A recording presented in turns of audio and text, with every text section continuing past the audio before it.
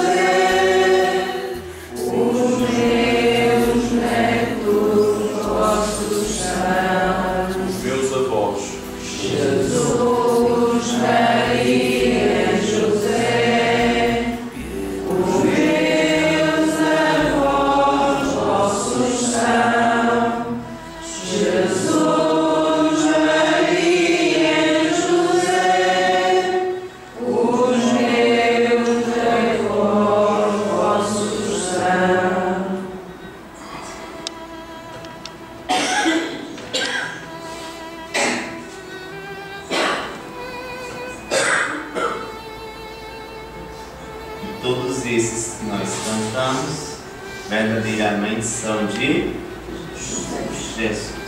Vamos receber a bênção de Jesus sentado no carro, a nós todos, por todas as pessoas que cantamos e por aqueles que se recomendaram as nossas orações.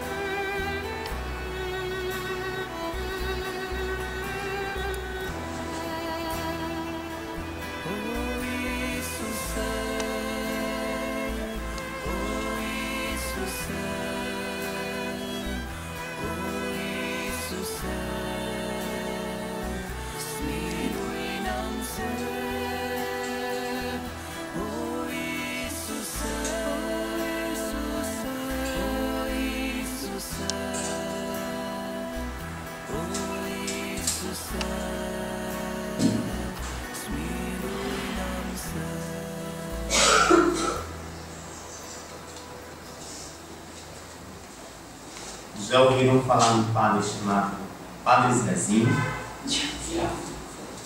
Diz que ele tem uma canção que se canta em mais de 40 países. Vamos cantar só o refrãozinho para o nosso irmão.